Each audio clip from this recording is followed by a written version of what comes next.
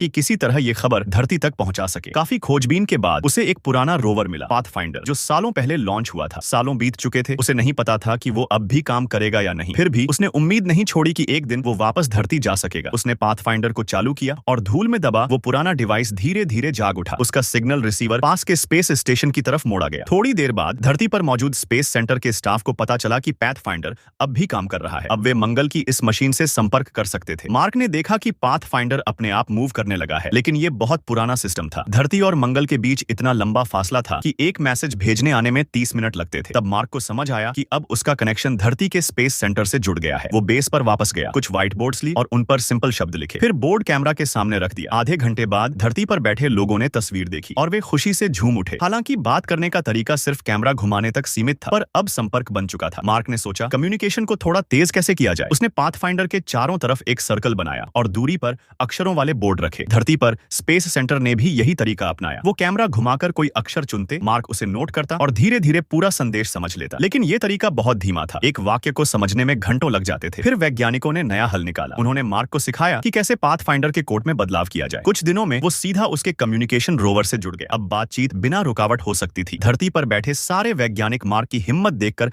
हैरान थे, लेकिन उन्हें उसे बताना पड़ा कि उसे अगले 4 साल मंगल पर अकेले रहना होगा, जब तक नई मिशन RS-4 लॉन्च न हो जाए। मार्क के पास काफी आलू थे जो करीब 1 साल तक चल सकते थे। स्पेस सेंटर ने कहा कि वे एक रॉकेट भेजेंगे ताकि वो अगले 4 साल तक जिंदा रह सके, लेकिन किस्मत को कुछ और ही मंजूर था। उसी रात लैब में प्रेशर चैनल में गड़बड़ी हो गई। लैब पहले से ही कमजोर थी और अचानक एक जोरदार धमाका हुआ। उसका हेलमेट टूट गया, ऑक्सीजन लीक होने लगी। मार्क ने तुरंत हेलमेट को टेप से सील करके अपनी जान बचाई, लेकिन ठंडी हवा अंदर आते ही सब कुछ बर्फ से जम गया और उसके सारे आलू सड़ गए। उसका एकमात्र खाना खत्म हो गया। उसने ये खबर स्पेस सेंटर को दी। अब मामला बहुत गंभीर था। धरती पर टीम ने रॉकेट की तैयारी तेज कर दी। 1 महीने बाद रॉकेट तैयार था। मार्क के पास अब सिर्फ 400 दिनों का खाना बचा था। बिना टेस्टिंग के रॉकेट लॉन्च कर दिया गया। सबको उम्मीद थी कि इस बार सब ठीक रहेगा। रॉकेट उड़ा, सब खुश हुए, लेकिन जल्द ही उसमें अजीब कंपन दिखी। कुछ समझ पाते उससे पहले ही रॉकेट हवा में फट गया। जल्दबाजी की वजह से लॉन्च फेल हो गया। अब तक नया रॉकेट तैयार होता, मार्क भूख से मर चुका होता। सारी टीम निराश थी। 147वें दिन जब मार्क को रॉकेट फेल होने की खबर मिली तो उसने जीने की उम्मीद छोड़ दी। जब खाना खत्म हो गया, वो बस मौत का इंतजार कर रहा था। तभी इंडियन स्पेस सेंटर ने मदद का हाथ बढ़ाया। उनके पास एक सीक्रेट मिशन था जिसमें एक पावरफुल बूस्टर मौजूद था जो मंगल की ऑर्बिट तक जल्दी पहुंच सकता था। उन्होंने अपना मिशन रोककर मदद करने का फैसला किया। वैज्ञानिकों ने नई योजना बनाई। भारत का बूस्टर खाना और ईंधन हेरमेस स्पेसक्राफ्ट तक पहुंचाएगा जो धरती की ओर लौट रहा था। फिर